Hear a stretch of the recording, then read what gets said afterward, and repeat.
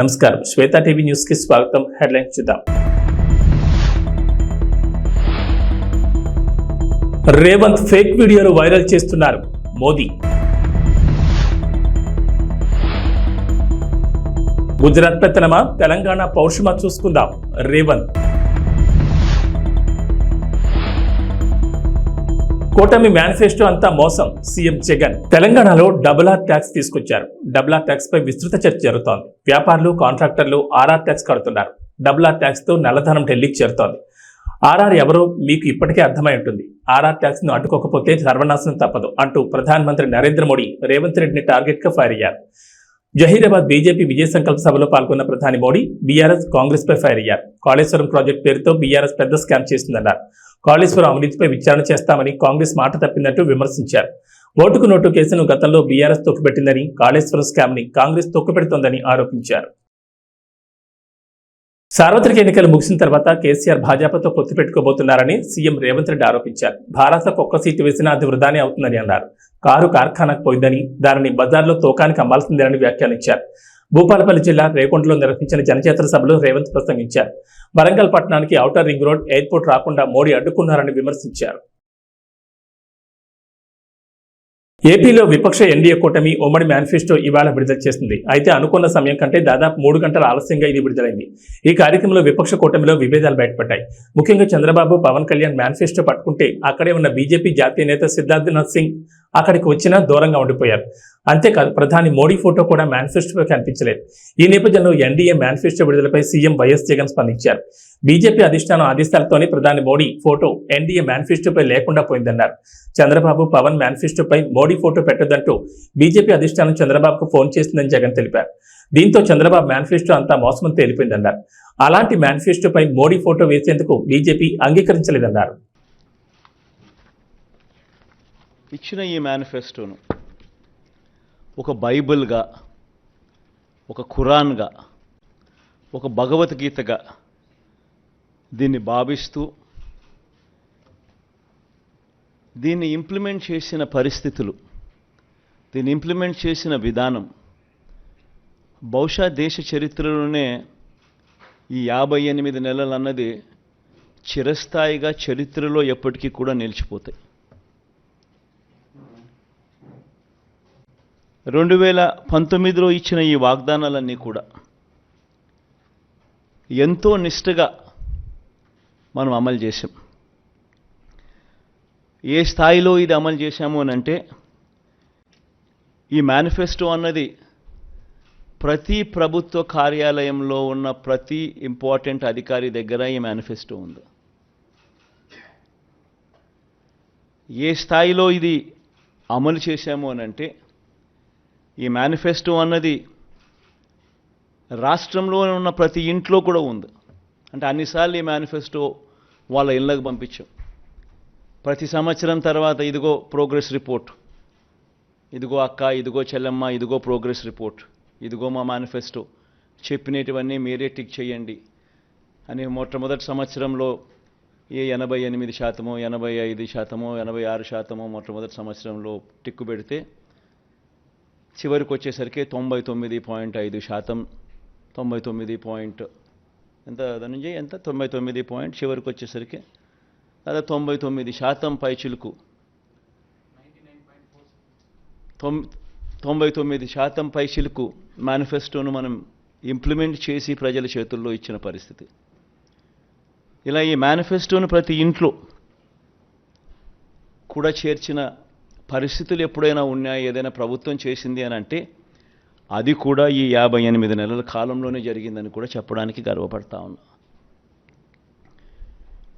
నవరత్నాల పాలనకు నిజంగా అర్థం చెబుతూ ఏకంగా ఈ 58 నెలల కాలంలోనే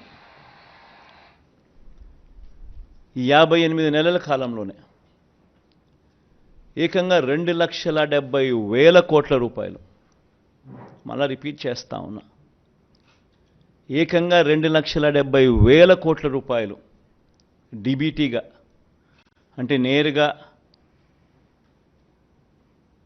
నా అక్క చెల్లెమ్మల కోసం నేను బటన్ నొక్కడం, నా అక్క చెల్లెమ్మల కుటుంబాల ఖాతాల్లోకి నేరుగా డబ్బులు వెళ్ళిపోవడం, నేరుగా వారి చేతికి అది అందడం, ఇదొక హిస్టరీ. 2,70,000 కోట్ల రూపాయలు ఈ మాదిరిగా నా అక్క చెల్లెమ్మలకు దేవుడి దయతో మంచి చేయగలిగాం. పేదల ఆత్మగౌరవాన్ని, అవ్వాతాతల ఆత్మాభిమానాన్ని ఎరిగిన వాడిగా వాళ్ళ ఇంటికి ఈ పథకాలన్నీ డోర్ డెలివరీ చేసిన పరిస్థితులు కూడా ఈ 58 నెలల కాలంలోనే. రాజ్యాంగ మార్పుపై కొంతకాలంగా భాజపా కాంగ్రెస్ల నడుమ మాటల యుద్ధం జరుగుతోంది. దీనిపై కాంగ్రెస్ అగ్రనేత రాహుల్ గాంధీ మరోసారి స్పందించారు. కేంద్ర మంత్రి అమిత్ షాపై విమర్శలు గుప్పించారు. మన రాజ్యాంగాన్ని మార్చే శక్తి ఈ ప్రపంచంలోని ఎవరికీ లేదంటూ మండిపడ్డారు. భాజపా మరోసారి అధికారంలోకి వస్తే రాజ్యాంగాన్ని మారుస్తుందని ఆయా సందర్భాల్లో ఆ పార్టీ నేతలు స్పష్టంగా చెప్తున్నారు. ఈ విషయాన్ని అమిత్ షా కూడా చెప్పారని రాహుల్ ఆరోపించారు. బిఆర్ అంబేద్కర్ కాంగ్రెస్ దేశ ప్రజలతో కలిసి బ్రిటిష్ వారితో పోరాడి భారత రాజ్యాంగాన్ని రూపొందించారు. ఇది పేద ప్రజల ఆత్మ గొంతుక వంటిది. దాన్ని ఎవ్వరూ తాకలేరు. మార్చే శక్తి ప్రపంచంలో ఎవరికీ లేదు. అలాంటిది రాజ్యాంగ మార్పుకే కేంద్రంలోని భాజపా కలలుకంటోంది. అలా ఎన్నటికీ జరగనివ్వమని వ్యాఖ్యానించారు.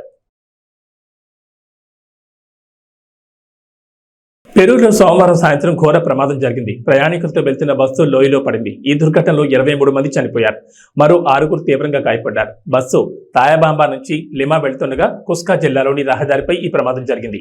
సమాచారం అందుకున్న అధికారులు, సిబ్బంది అక్కడికి చేరుకున్నారు. వెంటనే సహాయక చర్యలు ప్రారంభించారు. అతి వేగం వల్లే ఈ ప్రమాదం జరిగినట్లు తెలుస్తోంది. ఢిల్లీ సీఎం అరవింద్ కేజ్రీవాల్ అరెస్టుపై సుప్రీంకోర్టు మంగళవారం కీలక వ్యాఖ్యలు చేసింది. లోక్సభ ఎన్నికలకు కేవలం కొద్ది రోజుల ముందే కేజ్రీవాల్ ని ఎందుకు అరెస్ట్ చేశారనే ప్రశ్నలపై ఎన్ఫోర్స్మెంట్ డైరెక్టరేట్ స్పందించాలని సర్వోన్నత న్యాయస్థానం దర్యాప్తు ఏజెన్సీని కోరింది.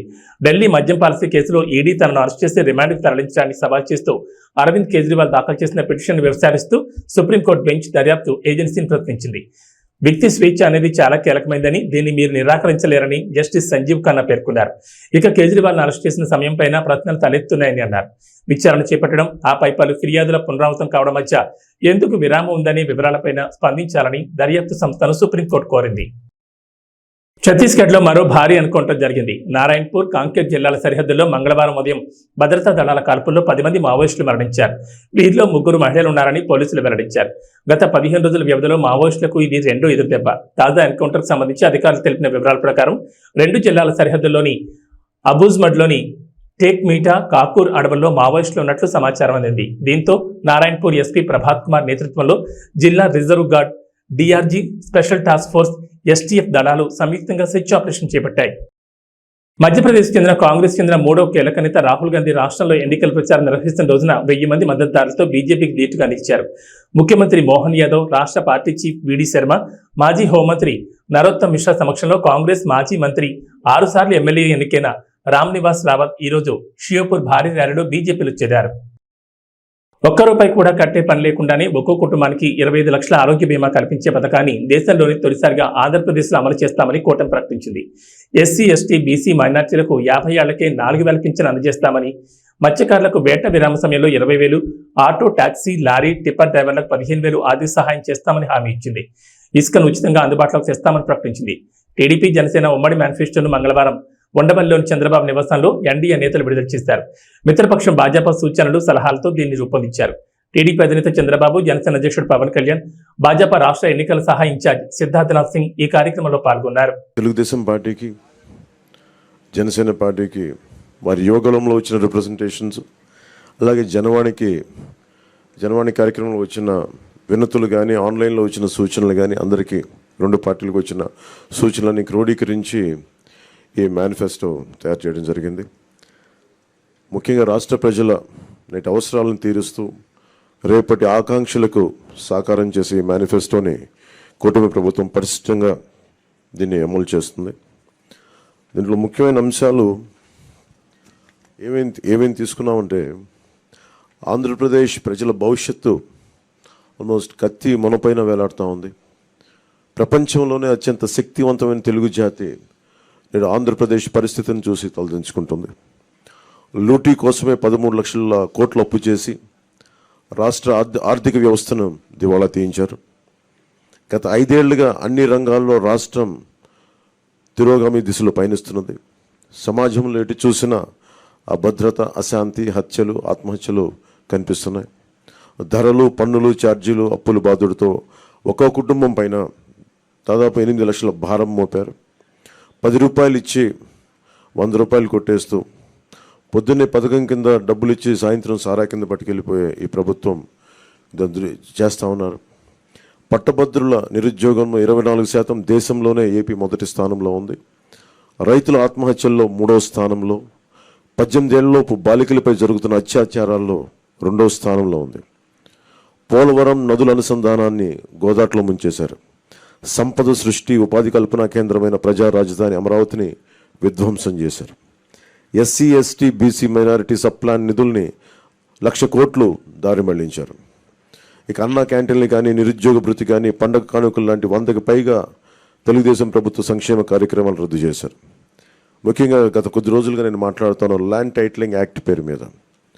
పట్టా పుస్తకాల మీద ఆంధ్రప్రదేశ్ రాజముద్ర తీసి జగన్ ఫోటో వేయించుకొని తన అచ్చరాకైన పనులు చాలా చేస్తూ లక్షలాది ఎకరాల ల్యాండ్ టైటిలింగ్ యాక్ట్ పేరు మీద లక్షలాది ఎకరాలని ప్రజల ఆస్తుల్ని కబ్జా చేస్తున్నారు.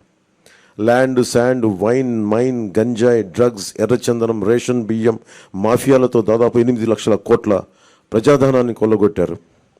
స్థానిక సంస్థల ఎన్నికల్లో బీసీ రిజర్వేషన్లని 10% కోత కోసి 16,800 రాజ్యాంగ పదవులకి బీసీలకి దూరం చేశారు.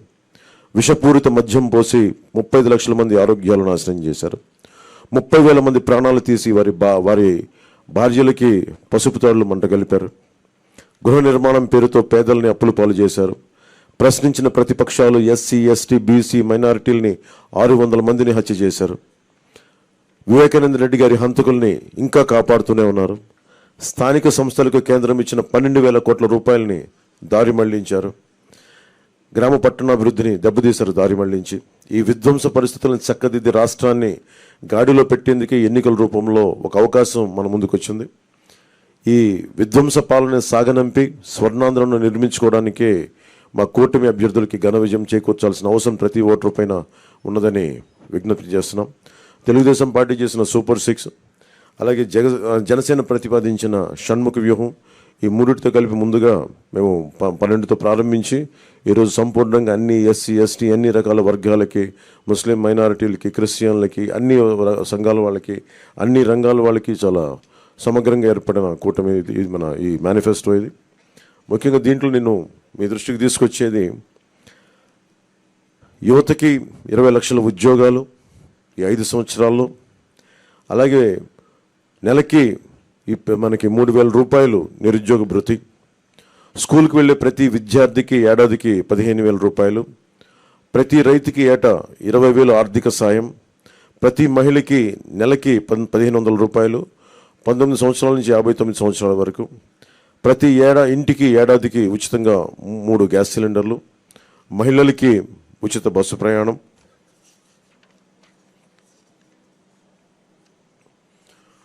మత్స్యకారులకు సంబంధించి సముద్ర వేట విరామ సమయంలో మత్స్యకారులకు 20,000 రూపాయల ఆర్థిక సాయం, జీవో2 2017ని రద్దు చేస్తాం, బోట్ల మరమ్మతులకు కానీ ఆధునిక కమ్యూనికేషన్లకు కానీ ఆర్థిక సాయం అందిస్తాం. మాజీ మంత్రి వివేకానంద రెడ్డి హత్య కేసులో సీఎం జగన్ ఆయన సతీమణి భారతిరెడ్డిని సిబిఐ ఎందుకు విచారించలేదని వివేక కుమార్తె సునీత ప్రశ్నించారు. పులివెందులలో వివేక హత్య జరిగిన ఇంట్లోనే మంగళవారం మీడియా సమావేశం ఏర్పాటు చేసి ఘటన రోజు పరిణామాలు, తర్వాత దర్యాప్తు వెలుగులోకి వచ్చిన వివరాలపై పవర్ పాయింట్ ప్రజెంటేషన్ ఇచ్చారు. తాను చెబుతున్నవన్నీ దర్యాప్తు వివరాలకు దగ్గరగా ఉన్నవేనని వివరించారు. టెక్కల్ నియోజకవర్గం నుండి ఉమ్మడి కూటమి అభ్యర్థిగా బరిలో ఉన్న దువ్వాడ శ్రీనివాస్ టీడీపీ వైఫల్యాలు మరియు జగన్ ప్రభుత్వం చేపట్టిన అభివృద్ధి పనుల గురించి ఆయన ఏ విధంగా వివరించారో ఆయన మాటల్లోనే విందాం. మా ప్రతినిధి లీలా మాదిరితో Duvvada Srinivas face to face. ఇప్పుడు ఆ వివరాలు చూద్దాం.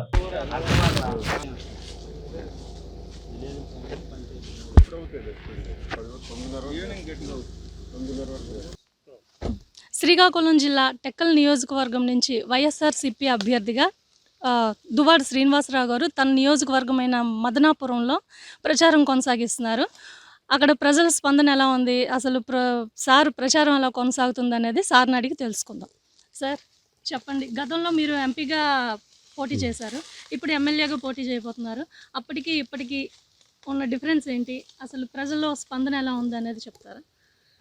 ఎంపీగా కూడా ఆ రోజు గెలుపు నాదే, నైతికంగా గెలుపు నాది. ఎందుకంటే నా మీద 6,000 మెజార్టీ, అంటే ఒక 3,100 ఓట్లు వస్తే ఆ రోజు నేను గెలుస్తాను. దానికి కారణం పోస్టల్ బ్యాలెట్, ఆ రోజు లెక్కించలేదు, టెక్నికల్ ప్రాబ్లమ్స్తో పెట్టి పక్కన పెట్టేశారు, రిక్ చేశారు కొన్ని బూతులు. ఇవన్నీ కలిపి జస్ట్ 3000 డిఫరెన్స్ తప్ప ఆ రోజు నైతికంగా గెలుపు మాదే.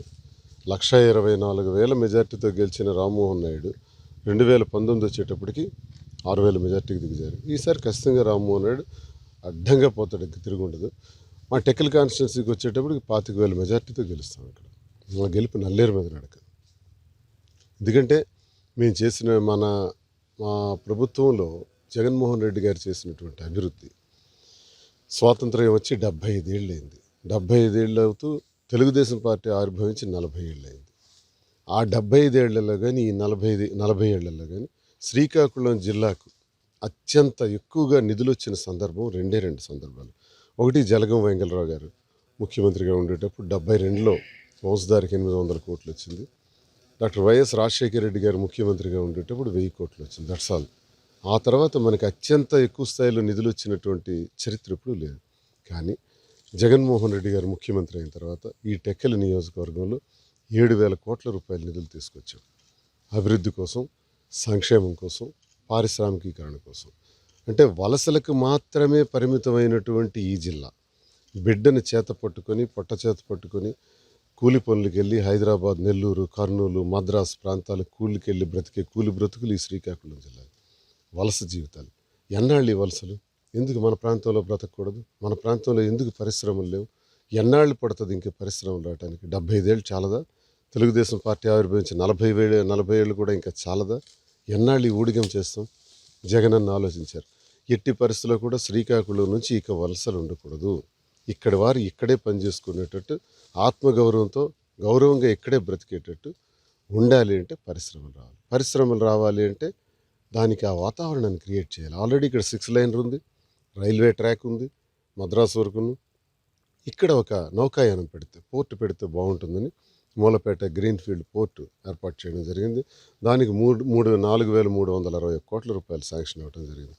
ఆల్రెడీ పోర్టు 70% పూర్తి అయిపోయింది. ఏడాదిలోనే షిప్ తెస్తామని చెప్పాం. ఏడాదిలోగా షిప్ తీసుకొచ్చాం అక్కడికి. మరొక 4-5 నెలల్లో ఈ పోర్టుని జాతికి అంకితం చేస్తాం. ఆ పోర్టుని ఎప్పుడైతే ఫినిష్ చేస్తామో 20,000 మందికి ఉద్యోగాలు వస్తాయి. ఆ 20,000 మంది కూడా మొట్టమొదటిగా టెక్కలి నియోజకవర్గానికి చెందిన వాళ్ళు, తర్వాత శ్రీకాకుళం, తర్వాత ఉత్తరాంధ్ర. ఈ ప్రాంతంలో ఉండే ప్రతి నిరుద్యోగికి కూడా ఇక్కడ మూలపేట పోర్టులో అవకాశం వస్తుంది. ఉత్తరాంధ్రకే మూలపేట గ్రీన్ఫీల్డ్ పోర్ట్ ఒక మణిహారంగా మారుతుంది. ప్రపంచంలో ది బెస్ట్ పోర్ట్స్లో ఎన్ని ఉన్నాయైతే అందులోకి చేరబోతుంది. ఎందుకంటే 19 మీటర్స్ దీని డెప్త్ అనమాట. Deep sea waters. మంచి పోర్టుగా ఇది ఎదగబోతుంది. ఈ ప్రాంతం కూడా టెక్కలి ఒక పారిశ్రామిక వాడగా మారబోతుంది. ఒక ముంబై నగరంలా మారబోతుంది ఒక 3-4 సంవత్సరాల్లోనే. దీనికి కారణం జగన్మోహన్ రెడ్డి గారు వేసినటువంటి అడుగులు. పోర్టు కారణంగా ఈ ప్రాంతమే పరిశ్రమలతో నిండడం వల్ల సుమారు ఒక 50,000 మందికి ఉద్యోగాలు పరిశ్రమలు పోర్టు కలిపి ఇప్పించడానికి మేము ప్రణాళిక సిద్ధం చేసాం. ఆ దశలో అడుగులు వేసి ఈరోజే దానికి స్పీడ్ చేసేసాం. పనులు కూడా జరిగిపోతున్నాయి. సంక్షేమం ఒకవైపు, అమ్మఒడి, రైతు భరోసా, చేయూత, జగనన్న విద్యా దీవెన, జగనన్న వసతి దీవెన, ఆరోగ్యశ్రీ, వైఎస్ఆర్ ఆరోగ్య ఆసరా, నాయ బ్రాహ్మణులు, ఆటో రిక్షాలు, ఇలా చెప్పుకుంటూ పోతే చాంతాడంత లిస్టు పథకాలు. ఈ పథకాలన్నీ కలిపి ఒక్క టెక్కల్ నియోజకవర్గానికే 1,600 కోట్లు ఇచ్చాం. ప్లస్ ఆఫ్షోర్ రిజర్వాయర్ నందిగామ మండలంలో డాక్టర్ వైఎస్ రాజశేఖర రెడ్డి గారు శంకుస్థాపన చేస్తే, తర్వాత తెలుగుదేశం ప్రభుత్వం వచ్చి రాష్ట్ర విభజన తర్వాత పూర్తిగా విస్మరిస్తే దాన్ని ఇప్పుడు పూర్తి చేస్తున్నాం. మొత్తంగా 7,000 కోట్లు, అదొక 900 కోట్లు. మొత్తంగా 7,000 కోట్లు జిల్లా చరిత్రలో ఇది మొదటిసారి. ఇది కాక టెక్కలి ముఖద్వారంగా కిడ్నీ రోగాలు ఉన్నాయి.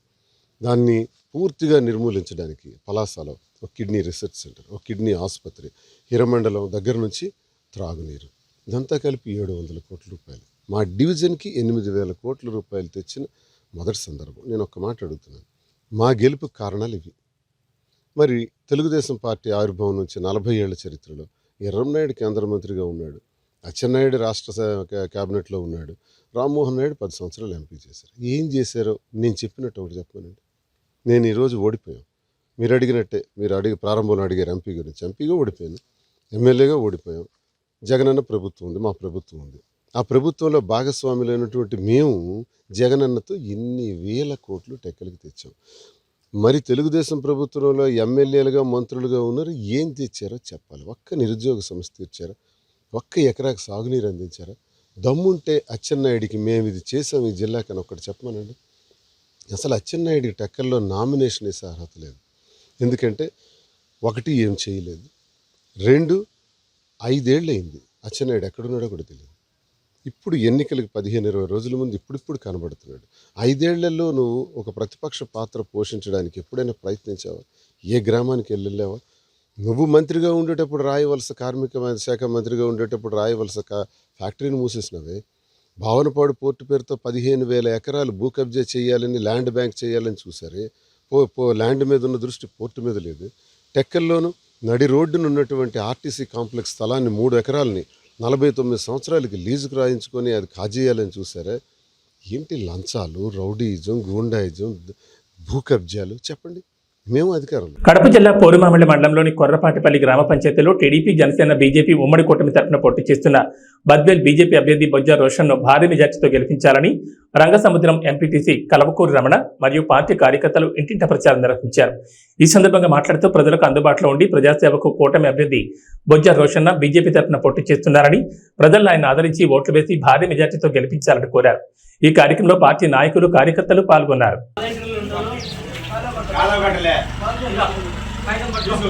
కమలం పువ్వు గుర్తుకే, కమలం పువ్వు గుర్తుకే, కమలం పువ్వు గుర్తుకే. ఈరోజు కొర్రపాటిపల్లెలో మన బొజ్జ రోషన్న గారికి కమలం పువ్వు గుర్తుపైన ఓటేసి అత్యధిక మెజార్టీ తీసుకురావాలని చెప్పి క్యాన్వాస్ చేయడం జరిగింది. ఈ క్యాన్వాస్ మన మల్లికార్జున్ గారు, అచ్చిరెడ్డి గారు, అల్లూరయ్య గారు, సిద్ధయ్య గారు, మహేంద్ర గారు, శ్రీనివాసులు గారు, పేరయ్య గారు, పెద్ద పేరయ్య గారు వీళ్ళ ఆధ్వర్యంలో క్యాన్వాస్ విజయవంతంగా నిర్వహించడం జరిగింది. ప్రజల్లో స్పందన చాలా అద్భుతంగా ఉంది. మన బద్వేల్ నియోజకవర్గంలో బొజ్జ రోషన్న గారి విజయం తథ్యం. మెజారిటీ కోసమే మేము చూస్తున్నాం. ఖచ్చితంగా చంద్రబాబు నాయుడు గారు ఈ రాష్ట్రానికి ముఖ్యమంత్రి కూటమి తరపున ముఖ్యమంత్రి కాబోతున్నారు. చంద్రబాబు నాయుడు గారు ముఖ్యమంత్రి అయితే ముఖ్యంగా మహిళలకు అయితేనేమి చాలా మంచి పథకాలు ఉన్నాయి. అదేవిధంగా ఈ గవర్నమెంట్ వచ్చిన తర్వాత ప్రతిదీ కూడా అధిక రేట్లు పెంచి పేద మధ్యతరగతి వాళ్ళ నడ్డి విరిచారని చెప్పి ఈ సందర్భంగా నేను ఆరోపిస్తున్నాను. అదేవిధంగా చంద్రబాబు నాయుడు గారు గవర్నమెంట్ వస్తే పేదలే కాకుండా నిరుద్యోగ యువత అయితేనేమి, ఉద్యోగస్తులు అయితేనేమి అందరూ కూడా సంతోషంగా ఉంటారని చెప్పి ఈ సందర్భంగా తెలియజేస్తున్నారు. అదేవిధంగా చంద్రబాబు నాయుడు గారు సీఎం అవ్వాలి అంటే కనుక మన ఈరోజు బొజ్జ రోషన్న గారిని బద్వేల్ నియోజకవర్గం నుంచి కమలం పువ్వు గుర్తుపైన ఓటేసి మనం ఎమ్మెల్యేగా చేసుకోవాల్సిన అవసరం ఎంతైనా ఉందని చెప్పి మేము ఓటర్లను అభ్యర్థించడం జరిగింది. అదేవిధంగా ఈరోజు రాష్ట్రం జగన్మోహన్ రెడ్డి గారు రాష్ట్రాన్ని సచివాలయాలు అయితేనేమి, ఎక్సైజ్ శాఖ అయితేనేమి, ఇలా పార్కులు అయితేనేమి, ఇలా అనేక ఆస్తులు తాకట్టు పెట్టి డబ్బులు తీసుకొచ్చి ఈరోజు రాష్ట్రాన్ని అంధకారంలో ముంచాడని చెప్పి కూడా ఆరోపిస్తా ఉన్నారు. ఈరోజు జగన్మోహన్ రెడ్డి గారు సీఎంగా ఉంటే ఇలాగే కొనసాగితే కనుక మీరు చూస్తున్నారు ఈరోజు ల్యాండ్కు సంబంధించి ఒక యాక్ట్ తీసుకొచ్చారు. ఈ యాక్ట్కు సంబంధించి ఎన్నో మన ప్రజలైతేనేమి, రైతులైతేనే ఎన్నో ఇబ్బందులు ఎదుర్కొనే అవకాశాలు కూడా ఎన్నో ఉన్నాయని చెప్పి నేను తెలియజేస్తా ఉన్నా. అదేవిధంగా మన పాస్బుక్ల పైన, మన భూమి పైన ఆయన ఫోటో ఏంది, ఆయన పెత్తనం ఏంది అనేది కూడా నేను ఆరోపిస్తా ఉన్నా. కాబట్టి ఈ జగన్మోహన్ రెడ్డి గారికి బుద్ధి చెప్పాలి అంటే, జగన్మోహన్ రెడ్డి గారిని ఇంటికి పంపించాలంటే మనము ఖచ్చితంగా బొజ్జ రోషన్న గారికి కమలం పువ్వు గుర్తుకుపోయిన ఓటేసి ఎమ్మెల్యేగా చేసుకొని, అదేవిధంగా ఎంపీకి మన సైకిల్ గుర్తుకు భూపేశ్ రెడ్డి గారికి ఓటేసి ఎంపీగా చేసుకున్నామంటే కనుక మన చంద్రబాబు నాయుడు గారు సీఎం అవుతారు. చంద్రబాబు నాయుడు గారి సీఎం అయితే రాష్ట్రం నిజంగా సుభిక్షంగా ఉంటుంది. రాష్ట్రంలో ఉన్నటువంటి యువత అయితేనేమి, అదేవిధంగా నిరుద్యోగ యువత అయితేనేమి, అదేవిధంగా విద్యార్థులు అయితేనేమి, పేద బడుగు బలహీన వర్గాల వారు అయితేనేమి చాలా సంతోషంగా గడుపుతారని చెప్పి ఈ సందర్భంగా తెలియజేసుకుంటూ, అందరూ కూడా ప్రజలందరూ కూడా బద్వేల్ నియోజకవర్గ ప్రజలందరూ కూడా ఒక ఓటు కమలం గుర్తుకు, ఒక ఓటు సైకిల్ గుర్తుకు, ఎంపీకి సైకిల్ గుర్తుకు, ఎమ్మెల్యేకు కమలం గుర్తుకు బొజ్జ రోషన్న గారికి వేసి అత్యధిక మెజార్టీ తీసుకురావాలని చెప్పి ఈ సందర్భంగా మీడియా మూలకంగా నేను తెలియజేసుకుంటూ ధన్యవాదాలు తెలియజేసుకుంటాను. చంద్రబాబు గారి నాయకత్వం, నరేంద్ర మోడీ గారి నాయకత్వం, పవన్ కళ్యాణ్ గారి నాయకత్వం, విజయమ్మ గారి నాయకత్వం, నితీష్ గారి నాయకత్వం, బొజ్జ రోషన్న గారి నాయకత్వం. కమలం పువ్వు గుర్తుకే మన ఓటు, కమలం పువ్వు గుర్తుకే మన ఓటు, కమలం పువ్వు గుర్తుకే మన ఓటు. జై తెలుగుదేశం, జై తెలుగుదేశం, జై తెలుగుదేశం, జై తెలుగుదేశం. ఉండ్రాజవరం మండలం పాలంగి గ్రామంలో ఎన్నికల ప్రచారం నిడదవోలు నియోజకవర్గ శాసనసభ్యులు కాంగ్రెస్ పార్టీ ఎమ్మెల్యే అభ్యర్థి జి శ్రీనివాస్ నాయుడు మరియు Rajahmundry YSR Congress party parliament MP అభ్యర్థి గూడూరు శ్రీనివాస్ నిర్వహించారు. ఈ సందర్భంగా మాట్లాడుతూ దేశంలోని ఏ రాష్ట్ర ముఖ్యమంత్రి చేయనంత అభివృద్ధి సంక్షేమ పథకాలు అందిస్తోంది వైఎస్ జగన్మోహన్ రెడ్డి ఒక్కరే అని తెలిపారు. కుల మత రాజకీయాలకు అతీతంగా లంచాలకు తావు లేకుండా పేదలకు అందిస్తున్న సంక్షేమ పథకాలు చేసిన అభివృద్ధి పనులే వైఎస్ఆర్సీపీ పార్టీకి ఘన విజయాన్ని అందిస్తాయన్నారు. 2 ఓట్లు ఫ్యాన్ గుర్తుగా ఓటేయాలని ఓటర్లను అభ్యర్థించారు. ఈ కార్యక్రమంలో కార్యకర్తలు పాల్గొన్నారు.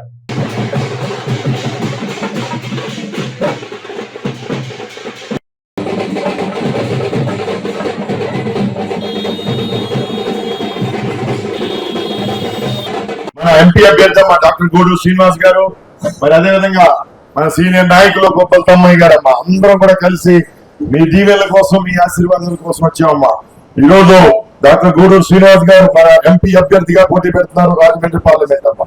నేను ఇక్కడ నిడదవోలు ఎమ్మెల్యేగా పోటీ పెడుతున్నామా. 2 ఓట్లు ఇస్తారు ఎంపీ ఎమ్మెల్యే ప్రతి ఒక్కరికి అమ్మా. 2 ఓట్లు కూడా బాగున్నారా? నమస్తే అమ్మా. నమస్తే నమస్తే అమ్మా. బాగున్నారు? ఏం చెప్పాలమ్మా?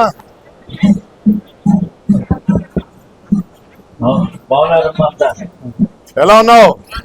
Very good very good. ఓహో, నువ్వు నీ చేత్తో నీవు అందరికి పార్టీ ఏదైనా ఓటు నాకేనా?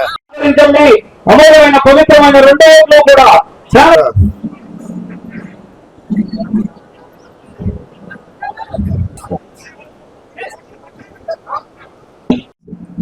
ఫ్యాన్ గుర్తు అమ్మా. ఫ్యాన్ గుర్తు ప్రదాత, సంక్షేమ సారథి, నిస్వార్థ ప్రజాసేవకుడు, పిలిస్తే పలికే వ్యక్తి, అందరికీ అందుబాటులో ఉండే వ్యక్తి జి శ్రీనివాసనాయుడు గారు. అయ్యోనమ్మా మన ఎంపీ అమ్మా. నమస్తే అమ్మా.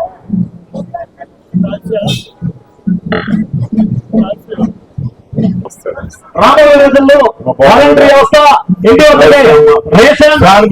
మర్చిపోకుండా 2 ఓట్లు కూడా ఈ రోజు మన బ్యాలెట్ పేపర్ మీద లోపలికి వెళ్ళాక బ్యాలెట్ పేపర్ మీద 2 కూడా 3వ నెంబర్ ఉన్నాయి. ఎంపీ గారిది 3వ బటన్ నొక్కాలి, ఎమ్మెల్యే గారిది కూడా 3వ నెంబర్ బటన్ నొక్కాలి. బాగున్నారా తల్లి? ప్రస్తుతం ఐపీఎల్ 2024 సీజన్ రసవత్తరంగా సాగుతుండగా మరోవైపు ఈ ఏడాది T20 ప్రపంచ కప్ కోసం భారత జట్టులో ఎవరికి చోటు దక్కుతుందనే విషయం గురించి అందరూ ఉత్కంఠగా ఎదురుచూస్తున్న సమయంలో బీసీసీఐ కీలక ప్రకటన చేసింది. T20 వరల్డ్ కప్ కు భారత జట్టును బీసీసీఐ ఇవాళ ప్రకటించింది. భారత జట్టుకి రోహిత్ శర్మ కెప్టెన్ గా ఉండగా వైస్ కెప్టెన్ గా హార్దిక్ పాండ్యాకి బాధ్యతలు అప్పగించారు. కేఎల్ రాహుల్, రుతురాజ్ గైక్వాడ్ కు జట్టులో చోటు దక్కలేదు. ఏబీ బులెటిన్ విశేష. నమస్కారం.